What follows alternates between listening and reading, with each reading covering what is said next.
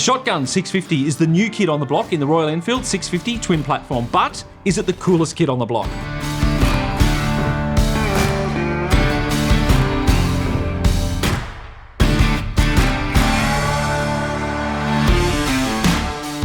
Okay, so the first thing for me is the handling. I think the handling on this bike is one of the best out of the 650 twin platform. I think that the Continental GT probably handles a little bit better. I really liked it. I also thought the handling was great. I thought that low center of gravity on the bike just helps with that handling around the corners. Yeah, I thoroughly enjoyed it. You, Lucas, what do you think? Yeah, I like the cruiser dynamic, but still being able to tip it in.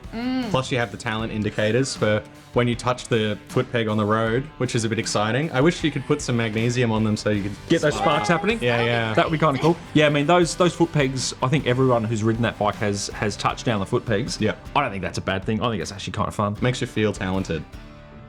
I would not be surprised at some point if the Continental GT gets shown a bit of love in the next couple of years and actually gets Showa suspension as well. Yeah. I think if that happens, it will definitely be the best handling bike in that range. But as it is, the Shotgun handles really well. And then we have the comfort. I'm really curious about, particularly Lucas, because he's so tall, like how you found the seating position.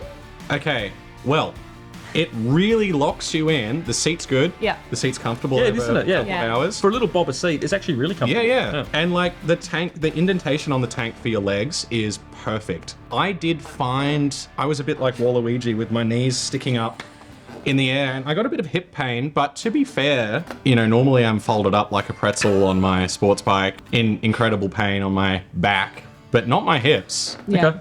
But I think, you and I, we're swapping bikes in the nursing home, and I think our hips just aren't set up like they used to be, so we're still on for dinner at 3 p.m. I'm just going to say something. Someone commented a couple of weeks ago on a video about how we're getting really ageist. Yeah. And I agree. This has to stop.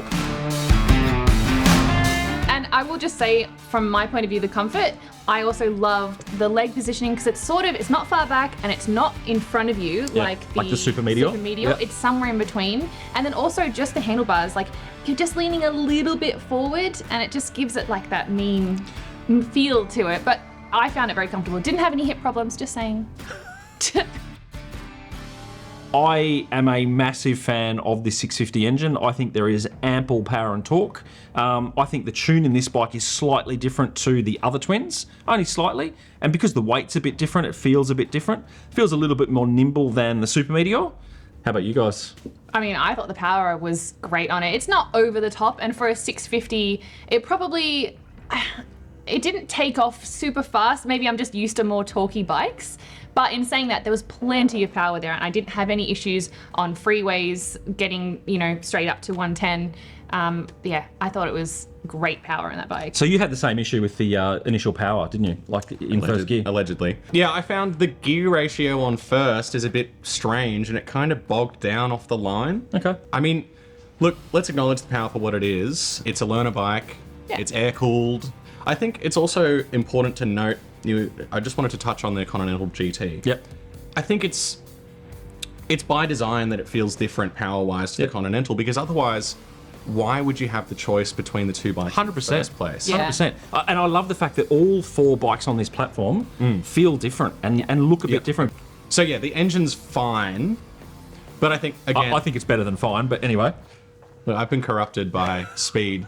But the 6-speed gearbox is fantastic. Yeah, it's a good buttery gearbox. smooth. Yeah. And I found the clutch redundant, changing up through the gears. Yeah. You just bang into gear, and it works every single time. Yeah. Even slipping it down with the clutch, it's really, really smooth. They're a great gearbox. Yeah, and the ratios are great too. It's never buzzing. It's not really boggy. I mean, we spoke about first gear already. Which I don't agree. I actually think that the first gear's fine, but yeah. Yeah. Well, it's smooth. when the world moves in slow motion, I'm sure you don't notice these things.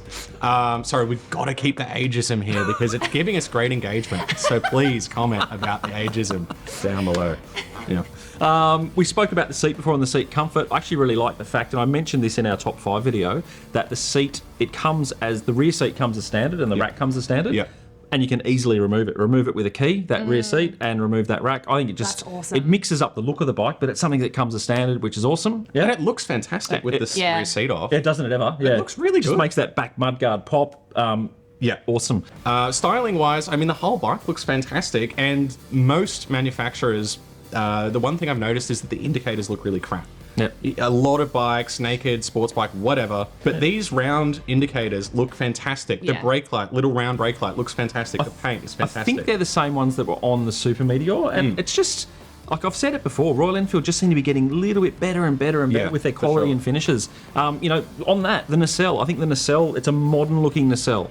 The piano black finishes on the switch blocks and stuff Yep. like that all look really good and high quality. Yeah. Yep. Yeah. The brake master cylinder, it's like oval. It looks really nice. Yeah. Yeah. They're It could have been an ugly square. nice little but touches. It isn't. Yeah, absolutely. And the other thing is, I really like the wheels. I loved the tubeless wheels on this bike. And did you notice the cross hatching on the way they've designed them? I didn't notice it until you pointed it Yeah. out, but they do look super good. Like, it looks awesome. Yeah. And we all know that Ross loves a tubeless tyre. I do love a tubeless tyre. And speaking of tubeless tyres, we have end of financial use on our puncture repair kits, and also these really cool little mini pumps. Which we have used in emergency. Absolutely. And they are awesome. Really good. 4 modes. What I would say is throw the instructions out. The instructions are useless. Yeah. We will be doing a video on these, a little demo video on how to use these. But Yeah. something nice and small that I always carry one of those with me now. But tyre repair kit, pump, awesome. Okay, so one of my main things about the bike that I love is the fact that it's a bare bones sort of bike. Yeah. There's no rider modes and there's no traction control. And it doesn't need either of them, really. Absolutely, yeah. Like it's, and this is the thing that Royal Enfield are saying.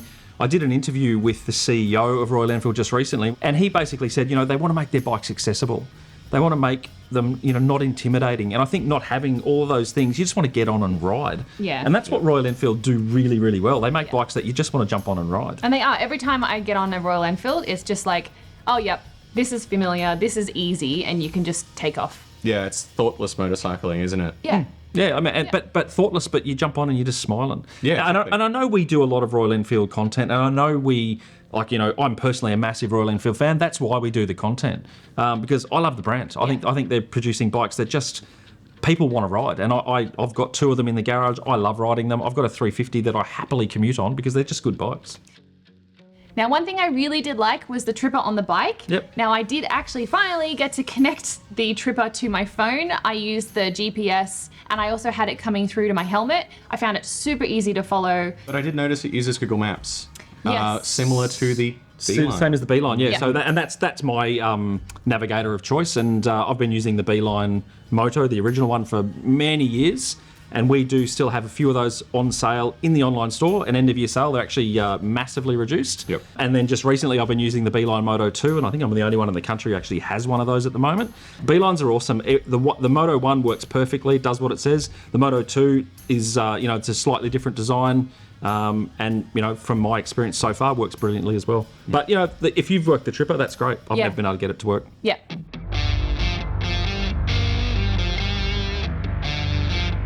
So there's a few things I didn't like about the bike, and it's not that I didn't like the clock, but I think it should have had the clock from the Himalayan, because the Himalayan clock is a much more modern looking clock. This isn't like the other bikes in the Royal Enfield range that are that sort of classic retro style. This is a modern looking bobber cruiser. I would have liked to have seen a modern looking clock like the one on the Hemi, which has a tacho. Yeah, it's retro modern, that bike. Yeah, isn't it? absolutely. I personally would have liked to have seen that centered as well. Symmetry, I love that symmetry. Having said that, I do like the nacelle on this one. Yeah. But I would love to have seen that clock just centered. Now, my ears pricked up there when you said the T word, tacho. Yep. Yeah. Why? No tacho? I don't think it needs it, but if it had that clock, it would have had a tacho on it. Just hold that thought, Ross, because the real motorcyclists are talking now. Can we please? We've created a monster. Can we please have a tacho?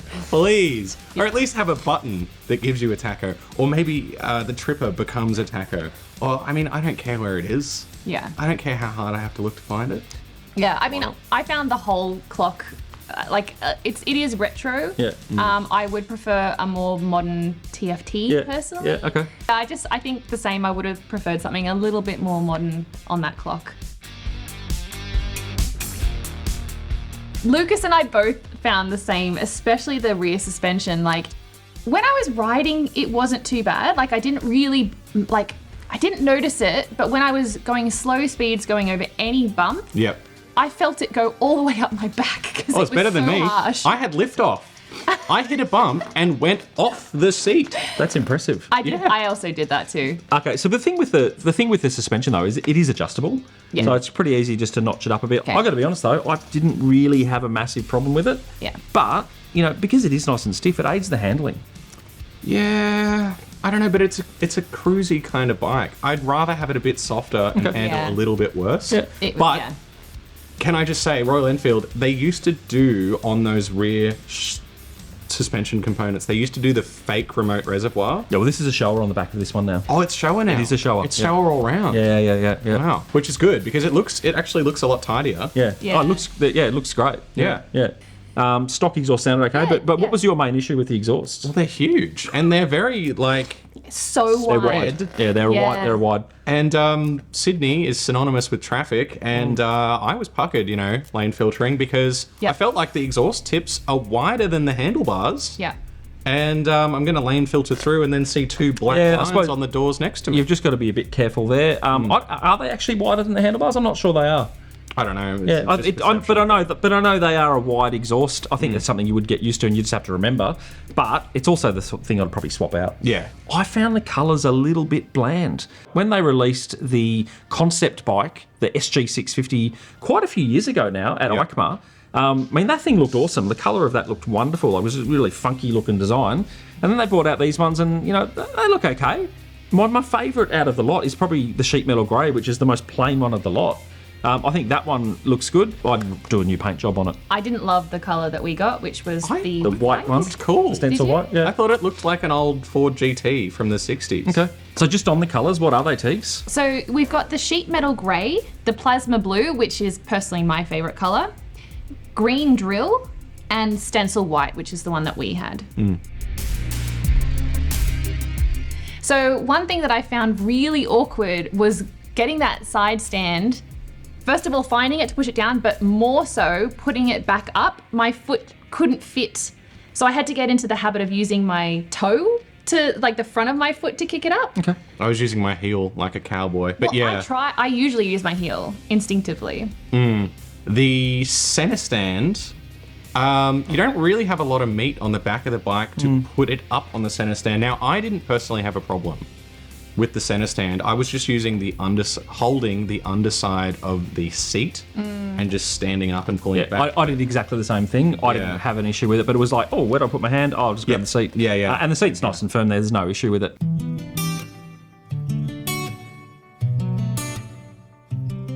Okay, so grin factor. Now, this is a bike that I actually took out for a bit of a ride, Mac Pass, Jamboree, Mountain Road, Saddleback Mountain Road, with a few of my mates. We went down and had fish and chips at Kiama. That was great fun. On those kind of roads, I'm going to go about 8.5 for this bike. I had an absolute blast on it. Yeah. But also when I was riding it in Melbourne for the press launch, had a great time down there as well. It's just a good, fun bike to ride. It's a little bit mean. The engine is great. So 8.5 for me. Really enjoyed it. I would say, look, I would probably give it a 7.5. I thoroughly enjoyed it. Exactly what we said. It's just so easy to ride, right? Like, it's pretty bare bones, but it does exactly what you need it to do. It's easy. The handling is great. The power is there. I would happily ride it. 7.5. Lucas, what'd you? Okay. Well, I tried to take it on a spirited ride, but I was doing the old, hang half a butt cheek off the seat to turn, and wrong way to ride it. Yeah. Okay. Commuting. Hard to lane filter. It's a bit Yeah. too wide. Power. I have a death wish. It's not powerful enough for me. I think it's good for a learner. 6.5. Good price. Good styling. I'm going to push back a little bit there on the engine and the handling, because I think the engine and the handling are fantastic. Same. Yeah. Anyway, we'll move on. You're wrong. So, but I think this is the thing, guys. Like, everyone's going to have a different opinion when they ride a bike, yeah. and that's why we're doing these reviews with three of us, because Yep. we've all got different thoughts on the bike. And we look for different things when we're riding as well. so. Absolutely. Yeah. Now, this bike is made for customization. So what would we do if we were to customize this bike? There's a few things that jump out at me straight away, and I think for you guys, you've just spoken about it, the pipes. Yeah. Get rid of them. Get rid of the pipes. Yep. I reckon this would look really good with a couple of slash cuts stacked like a shotgun down one side. Yep. So I think that would look awesome. Yeah. The other thing that I think they could have done on this one, I loved the indicators on the Himalayan. And even though that taillight is nice, Yeah. get rid of that, clear off the back guard, and just have integrated indicators on the sides. I think that would look awesome as well. Okay. That's something that I would really like to do. Now, I did a video with Adrian Sellers, who's the designer of this bike, when I was down in Melbourne for the press launch. He said he would stretch it and slam it, and I agree with that. Mate, you'd stretch that bike out just extend out that swing arm a bit, give it a bit more length. I think that would look awesome. Lucas, Yeah. customs. What would you do? Well, there's two avenues here. I think either drop bars and kind of lean okay. forward. Yeah, that'd be look pretty really cool. nasty. Or highway pegs and turn it into like a retro cruiser. Yeah, thing. so I'd never put highway pegs on it. Really? Because I just found Have you my ridden? legs- Have you ridden in that kind of position? On a cruiser like this? Yeah. Yeah, it's bizarre. It's horrible. Yeah. I hate it. Teagues, you'd have one massive modification, wouldn't you? What would that be? Well, look, I think if we were just going to customize and just, no limitations. Let me just say, everyone goes customization. I'll put a new exhaust. I'll get a new paint job. Tegan, what are you going to do? I'm going to put heated grips and a heated seat on this bike because we rode this in middle of winter and I was cold. And yes, I know we're in Australia and we probably don't get anywhere near as cold as half the other countries, but it's still cold. Well, there's this modification you can make called a jumper. You could put one of those Do you on. know how many jumpers I wear when I ride? 2. She looks like the Michelin Man. I wear thermals, shirt, 2 jumpers, and a jacket. She's still cold. And I'm still cold. And heated gloves. And heated gloves, yeah. The Shotgun is not the only bike that's ready for customization. Check out this video over here with Amber and her very cool custom Continental GT, or this video down here with Christy and her Candy CB350.